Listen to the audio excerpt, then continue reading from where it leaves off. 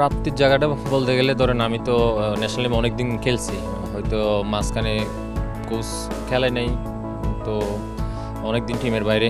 আমি আমার জায়গা থেকে 100% খেলছি বলেই দর্শক এখনও আমাকে চাই।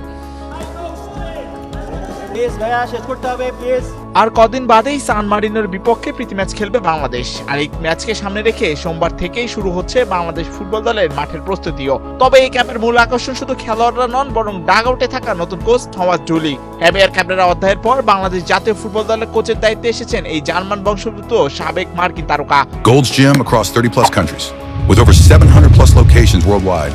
Train anywhere, belong everywhere. তবে বাফুফের সাথে ডলির সম্পর্কটা এখনো দীর্ঘমেয়াদী নয়, এমনটাই জানিয়েছেন যুব ক্রীড়া প্রতিমন্ত্রী আমিনুল হক। তিনি বলেন, সান মারিনো ম্যাচটি ডলির জন্য একটি পরীক্ষা। এই পরীক্ষা উত্তীর্ণ হলেই কেবল তার সঙ্গে চূড়ান্ত চুক্তি সারবে বাফুফে। ফলে নিজের সামর্থ্য প্রমাণের এক বিশাল চ্যালেঞ্জ দিয়ে জামাল তবুতে অনুশীলনে নামাবেন এই নতুন coach. in Asia, and I loved it, and I really wanna work over here again. So I got another appointment in South America. এদিকে ডুলির এই নতুন স্কোয়াডে সবচেয়ে বড় বিষয় অভিজ্ঞ গোলকিপার আনিসুর রহমান জিকোর প্রত্যাবর্তন। সাবেক কোচ ক্যাবরেরার আমলে অনেকটা ব্যক্তিগত কারণে ফিকে হয়ে পড়েছিলেন জিকো।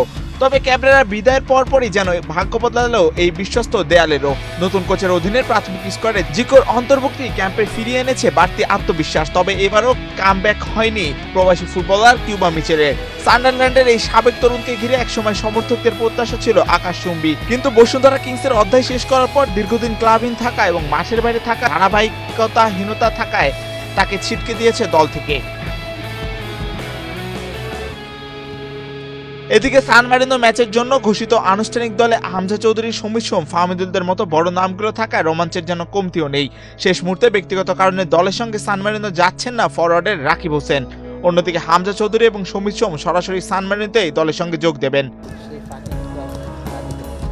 একদিকে যেমন আবাহনীর কোচ মারুফুল হকের অধীনে অলিম্পিক দলের অনুশীলন শুরু হয়েছে, ঠিক তেমনই প্রথম দিন থেকে থমাস ডুলির অধীনে জাতীয় দলও কোমর বেঁধে নেমেছে সান মারিনোর মিশনে। নতুন কোচ জিকোর প্রত্যাবর্তন আর হামজা সুবিন জায়ানদের অন্তর্ভুক্তি মিলিয়ে লাল সবুজের এই নতুন ক্যাম্প বাংলাদেশকে আবারও শক্তভাবে মাঠে ফেরার বার্তাটাই যেন দিতে চাইছে।